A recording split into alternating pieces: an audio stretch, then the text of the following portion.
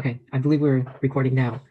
So my name is Kai Hajos, and this is my partner, Daisy, if you'd like to introduce yourself. This is Daisy Tanwani, and our presentation today is the life expectancy in America during the H1N1 virus, or pandemic. So let's get started.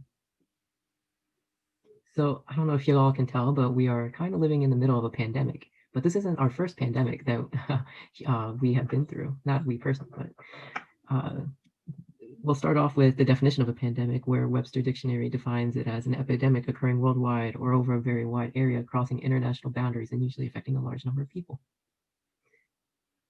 But this isn't our first rodeo. In 1918, we faced a pandemic due to the H1N1 virus, also known as the influenza virus. When researching which country was most affected by the pandemic, we found that the United States was one of the largest individual countries impacted, with an estimated 10 to 12 million people that sadly perished.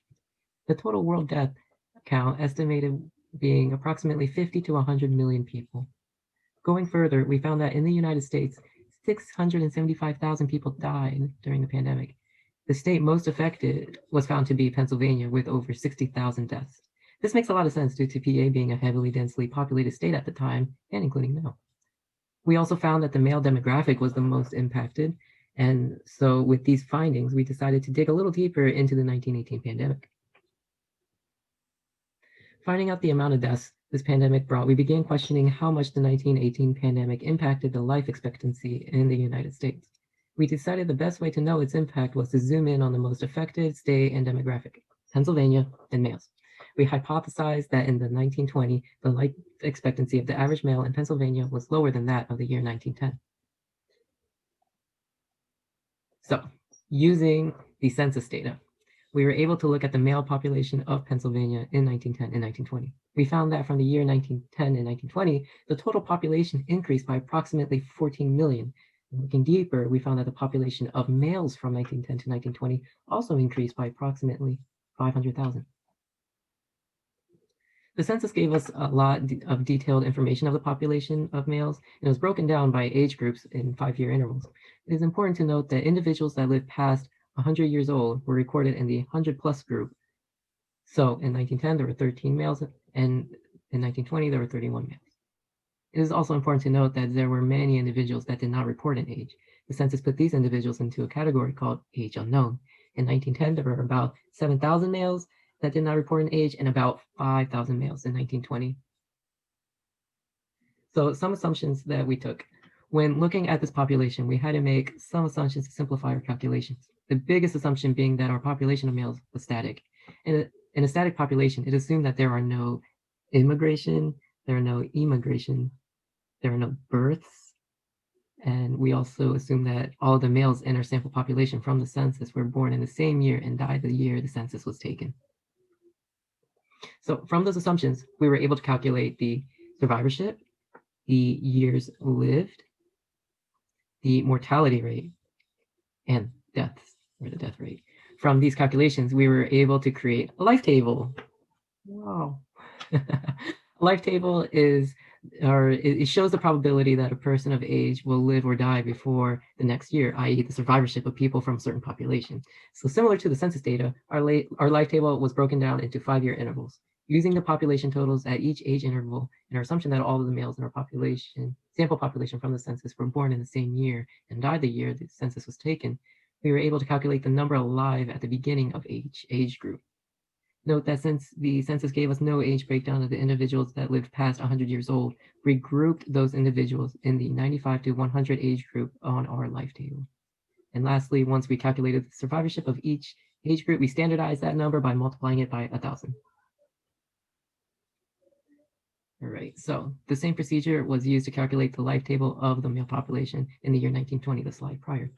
Using the standardized survivorship and the age group intervals from our life tables, we were able to create a survivorship curve. Wow. A survivorship curve is the graphic representation of the number of individuals in a population that can be expected to survive in any specific age. Our curve, however, suggests that there were more 20-year-olds alive in 1910 than in 1920. However, from the curve, we see a trend that seems to suggest more men were surviving in 1920 at the ages of 40 and beyond then in 1910. We see a slightly similar portion of men surviving at the age of 40 and after the age of 80 In both years, the curve for both takes a dramatic downturn, suggesting fewer and fewer survive that past that age. So, what does this all mean? And to help answer that, Daisy, take it away. Recall, our original question was, how much did the 1918 pandemic affect the life expectancy of the average male in the US? In order to figure this out, we first had to calculate the life expectancy of each age group. Life expectancy is defined as the average period that a person may expect to live. Using our previous calculations we documented in our life table, we divided the number of years lived by the standardized survivorship to give us the life expectancy of each group. Before getting to the results of our calculation, recall our original hypothesis was in 1920, the life expectancy of the average male would be lower than that of 1910. In order to properly test this, we had to propose a null hypothesis. Our null hypothesis was there is no difference in the life expectancy of the average male in Pennsylvania between the years 1910 and 1920. If proven wrong, that would mean our alternative hypothesis, which states there is a difference, is correct. Our results? Drum roll, please. The average life expectancy in 1910 was 41.5 years old. The average life expectancy in 1920 was 41.1 years old. The difference, 0.4 years, or approximately 4.8 months. So obviously, the life expectancy of the average male in Pennsylvania in 1920 did technically decrease from 1910, right?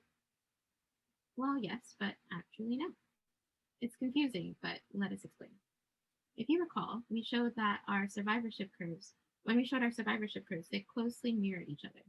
Also, while the average life expectancy did decrease, the difference of 0.04 years is rather small. This renders our results inconclusive, and statistically, we failed to reject our null hypothesis, meaning we cannot confidently say there's a difference in the life expectancy of males in Pennsylvania in 1920 than that of 1910. However, there is more to this inconclusive report, so get comfortable while we dig in. Recall that there was a significant amount of individuals that did not report an age in 1910 and 1920. Approximately 7,000 males did not report an age in 1910, and about 5,000 males in 1920 did not report an age. These individuals were not included in our calculations, and this may have impacted our results. Our population was also assumed to be static, meaning there were no births, there was no emigration, and there was no immigration. We also made the assumption that all the males of the population were born the same year and died the year the census was taken. This assumption was unrealistic. In a real population, there are people constantly being born, moving in and out of the population for various reasons.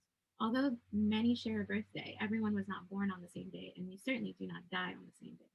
All this to say that a real population is more dynamic. Lastly, we added all of the individuals that lived past 100 years into the 95 to 100 group.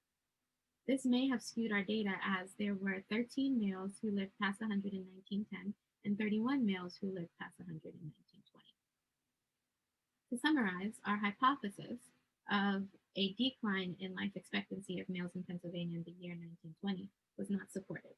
Our assumption of a static population was unrealistic because populations are more dynamic, leaving the answer to our question if there was a decline in the life expectancy of the average male in the United States during the 1918 influenza pandemic as not yes or no, but inconclusive. In other words, based on the results of this experiment, we cannot confidently answer our originally proposed question. Although this experiment gave us an inconclusive result, there may be other ways we could use to get a more definitive answer. One way would be to collect a random sample of males who died in the 1910 to 1920 timeframe using cemetery data.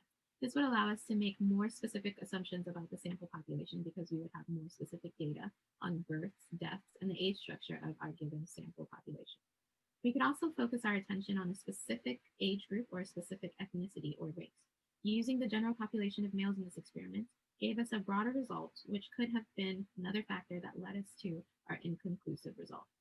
Lastly, we could zoom in on specific counties in Pennsylvania to see if we could get a more accurate picture of the age structure within that specific community, and perhaps even a glimpse into another question of how much financial stability played into the survivorship of the male population throughout the pandemic.